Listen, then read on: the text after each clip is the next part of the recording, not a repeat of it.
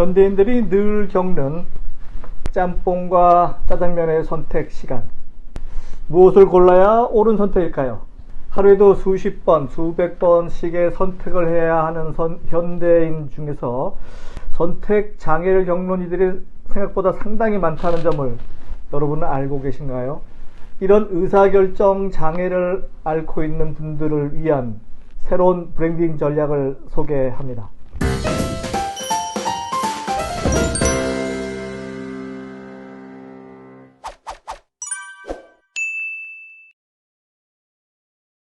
안녕하세요. 유통구단 김앤커머스 대표 김영호입니다. 여러분은 햄릿증후군이란 단어를 들어보신 적이 있나요? 인터넷상에서 시작돼서 특히 젊은 세대들이 즐겨 쓰는 TMI, Too Much Information이라는 단어 많이 아실 거라는 생각이 드는데요. 디지털이 가져온 현대인의 질병 중에 하나가 바로 결정장애, 햄릿증후군이라고도 하는데요. 어디 가서 뭐 먹지? 어디 가지? 뭘 할까? 뭐 이런 등등 검색창을 통해서 인터넷에 물어보는 것이 일상이긴 현대인들이 많습니다. 검색 엔진이 추천해주는 정보에 의존하는 현대인들이 너무 많다는 의미죠. 최근 들어선 챗 GPT에 의존해서 장황하게 문제를 문의하는 그런 현대인들이 점점 늘어나고 있습니다. 너무 많은 정보와 너무 많은 옵션이 오히려 결정에 장애를 준다는 점이 되겠습니다. 자, 첫 번째 장면입니다. 친구들과 분식집에 갔습니다. 그런데 분식집 메뉴판에 적힌 수많은 음식 중에서 뭘 먹을까 결정을 하지 못하겠습니다. 이런 음식 결정을 고민하는 청소년들을 위해서 뭔가가 필요해 보입니다. 네. 두 번째 장면입니다. 모처럼 여자친구와 데이트를 하기 위해서 영화관에 갔습니다. 개봉된 영화가 너무 많아서 뭘 볼지 선택하기가 어렵습니다.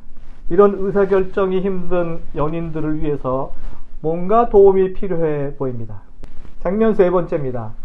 봄이 돼서 친구들과 쇼핑하러 의류점에 갔습니다. 봄 신상품들이 워낙 많으니까 하나를 구매해야 되는데 이것도 좋고 저것도 좋아 보입니다. 어떤 것을 구매해야 할지 잘 모르겠습니다. 구매 의사결정이 힘든 소비자를 위해서 도움이 필요해 보입니다. 네, 우리 주변에는 의사결정 장애를 앓고 있는 사람들이 꼭 한 명씩 있습니다. 여러분 주위에 아마 친구 중에 혹은 직장 동료 중에 꼭 한 명쯤은 있을 것 같습니다. 음식점을 가도, 멀티 영화관을 가도, 의류 점포를 가도 뭘 시켜야 될지, 뭘 구매해야 할지, 뭘 볼 것인지 쉽게 의사결정을 하지 못하는 사람들이 참 많죠.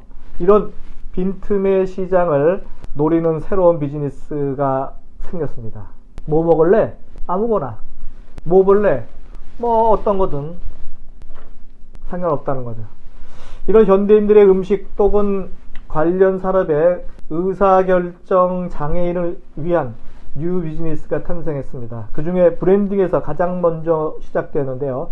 싱가포르의 아웃 오브 더 박스라고 하는 회사가 뭐 마실래? 라는 질문에 아무거나 내든지 혹은 뭐든지 라는 대답하는 의사결정 장애를 위한 음료를 개발했습니다. 뒤에 보이시는 화면처럼 마시는 음료인데요. 브랜드가 바로 Anything, 그 다음에 Whatever. 재밌지 않아요?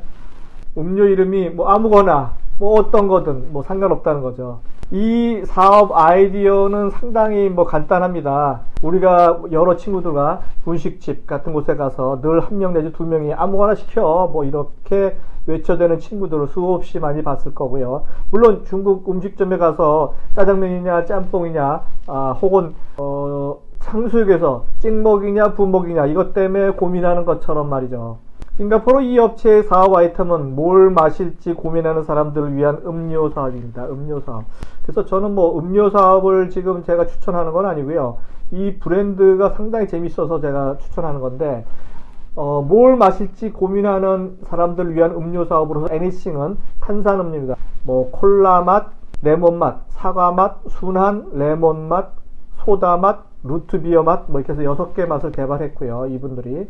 그 다음에 와레버라는 그 브랜드에는 아이스 레몬티, 복숭아차, 제스민차, 백포도차, 사과차, 국화차 등 탄산이 포함되지 않은 음료를 개발했고 맛있다고 하는데 너무 다 마시는 음료이기 때문에 이것은 아무나 제조하기는 쉽지 않아 보입니다. 그래서 유통부장인 제가 제안하는 것은 뭐냐면 대한민국에서 먼저 상표권을 특허청에 먼저 등록하라는 거죠. 한글, 영문 모두.